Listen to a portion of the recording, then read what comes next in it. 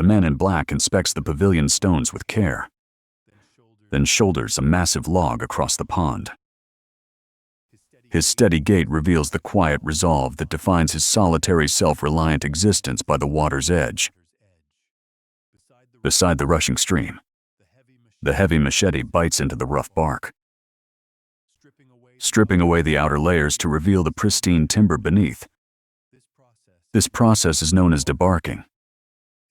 It refers to the crucial first step of preparing raw wood for structural integration, ensuring that no decay remains within the grain. With the gray goat standing completely still nearby, observing the work with quiet curiosity, the rhythmic stripping continues relentlessly. Each motion transforms wild nature into refined building materials, showcasing a mastery that turns simple logs into enduring structures for the pavilion. A piece of charred wood traces precise reference lines across the cylindrical surfaces, mapping out the exact dimensions for the impending joinery. The craftsman measures the spacing with subtle adjustments, visualizing the interlocking geometry before the actual cutting begins. However, the true test of this meticulous planning lies in the heavy iron chisel waiting just inches away. He examines the sharp edge with a critical eye, ready to carve out the rectangular mortise that will define the structural integrity of the entire frame. The short wooden mallet strikes the chisel's blunt end with steady rhythm. Each impact sends a crisp fracture through the dense grain. As the builder blows away the accumulated sawdust to check the depth, ensuring the inner walls remain perfectly vertical and smooth. It is not just about making a hole, but rather carving a flawless socket that will bear immense structural weight for decades. Beside him, the little goat stands quietly, head lowered toward the ground, appearing to supervise the work with silent patience and unwavering attention.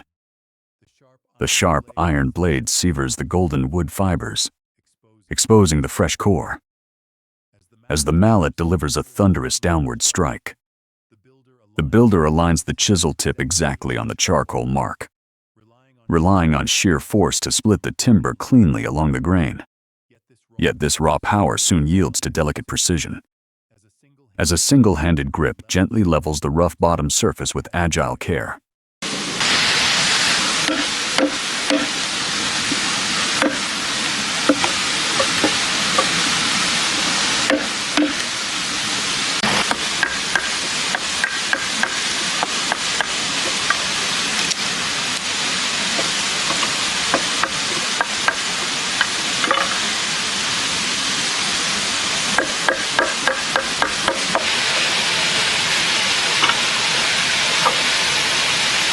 Straddling the massive log, he drives the long-handled saw in a relentless, steady rhythm. White dust scatters into the air as the broken section is forcefully shoved aside, making room for the next raw material. Then the heavy machete acts as a lever to pry out large wooden chunks. To put this in plain terms, this brutal prying smooths the interior of the mortise with raw efficiency and precision, preparing it for assembly. Continuous hacking sends wood chips radiating into the soil, gradually defining the clear outline of the tenon joint. The axe strikes the mortise bottom with short, crisp sounds, cutting through fibers to achieve a perfectly flat seating surface. After meticulously debarring the final edge, the builder sorts the varying lengths of timber by the stream, organizing his arsenal for the upcoming assembly with steady practice steps that reveal his deep familiarity with the craft. Kneeling in the shallow water, the builder clears stones from the riverbed to prepare a solid foundation. He wades knee-deep into the stream, hoisting the heavy support frame and driving its base deep into the submerged sand and gravel. Then he begins the initial wrapping reinforcement. The so-called wrapping refers to binding wooden joints tightly to resist lateral force. harmonizing human engineering with the wild river. Returning to the bank, he shoulders the first long log and wades back toward the central support. One end of the lengthy timber rests upon the stone bank, while the other is precisely embedded into the groove of the water support. The builder observes the overall structure with intense focus to confirm its levelness. He then wades into the deepest part of the stream to secure the main beam against the current. Fitting the tenon perfectly into the mortise of the opposite stone base, he ensures the skeletal outline of the bridge begins to take a definitive and solid shape. The auxiliary beam is forced down into the mortise with deliberate, focused strength. Its dull, heavy thud echoes across the empty valley as the wooden joint locks firmly into place. The builder then stands on the half-built bridge to jump heavily, testing its load-bearing capacity with a relieved smile. However, the work is far from over. He wades back into the deep water, hugging a thick vertical post to sink it firmly into the mud before shouldering the next massive beam with renewed determination and steady resolve, preparing for the next critical step, harnessing the buoyant force of the river. The builder carefully aligns the base of a heavy round log. He guides one end into its dug underwater slot, then lowers the tenon timber into the U-shaped mortise carved at the top.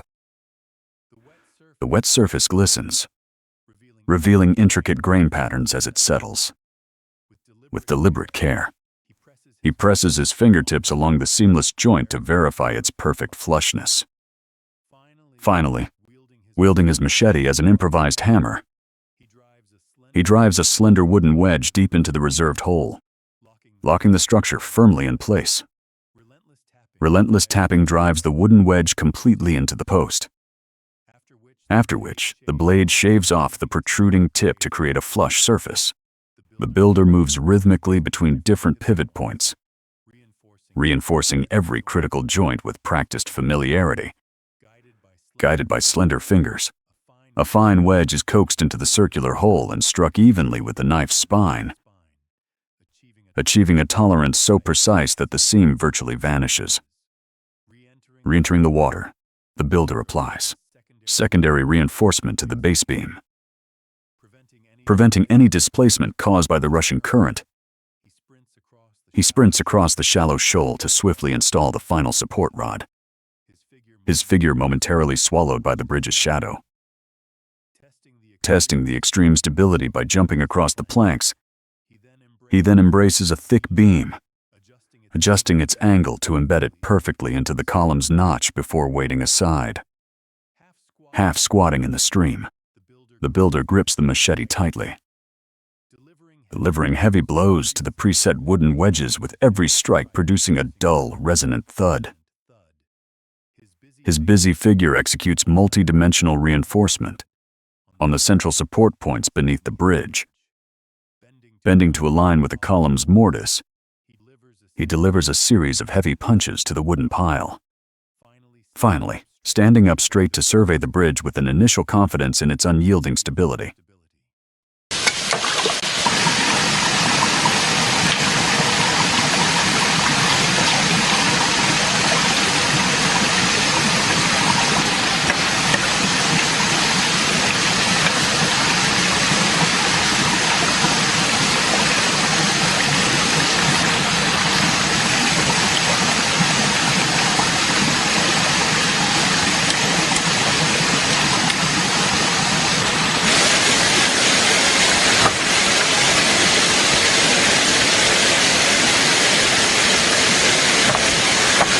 Crouching until his eyes are level with the deck, the builder inspects the gaps, ensuring uniform spacing for optimal drainage and a comfortable walking surface.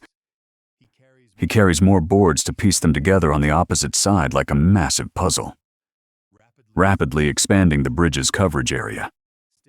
Standing at the center to observe the overall layout, he uses a long, thin stick to measure the intervals with absolute rigor, eventually walking across the newly paved surface to signal a peaceful pause.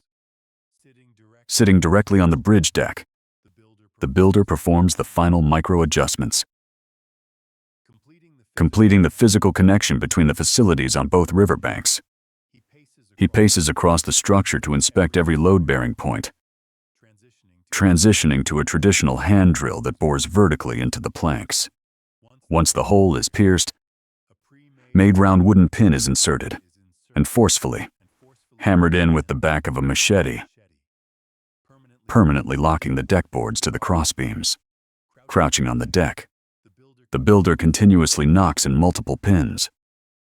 With a highly rhythmic cadence, the little goat and the spotted dog leisurely patrol the perimeter of their master's achievement, while the builder blows away the sawdust to officially commission the bridge. Shifting his posture, he uses a heavy machete as a hammer to drive a slender wooden wedge into a drilled hole, securing multiple deck panels in succession, with each strike producing a dull, rhythmic wooden thud. Leaning forward to align precisely with the hole, the builder drives in another pin. His steady hands demonstrate an exceptional level of manual precision. The blade glides, flush against the wood, to send shavings flying, trimming the wedge while his bare feet rest firmly on the thick planks, showing a deep connection to the earth. After finishing the final trim of this row, he sets down the tools to prepare for the next phase. He steps on the timber as the handsaw moves rapidly up and down, cutting a special mating groove with wood dust falling like snow, using a wooden block as a temporary hammer. The builder drives the reinforcement piece into the slot. Each impact highlights a craftsmanship that fits together with absolute perfection. He chisels a regular square notch at the edge of the deck plank to neatly remove the wood chips, utilizing the hand drill to bore a hole through the center of the post. He raises the machete and delivers 2 heavy blows, deadlocking the pin into the column before wiping away sweat with a deeply satisfied smile.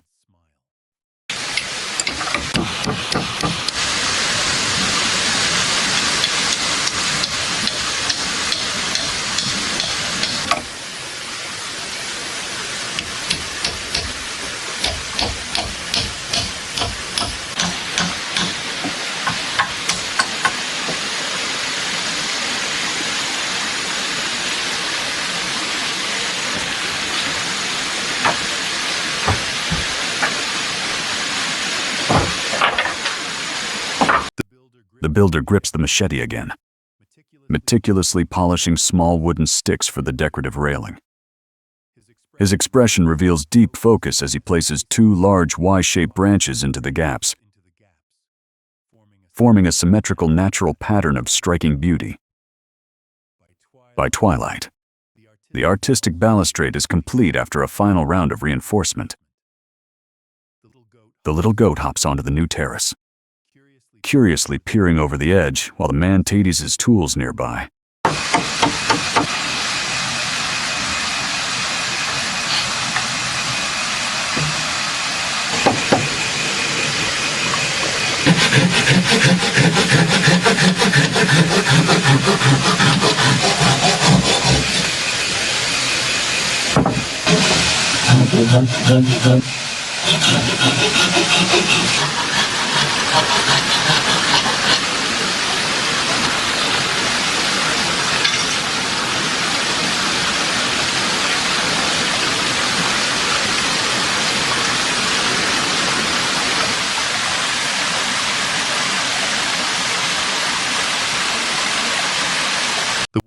The wooden frame rests in the dark, quiet, flowing mountain stream.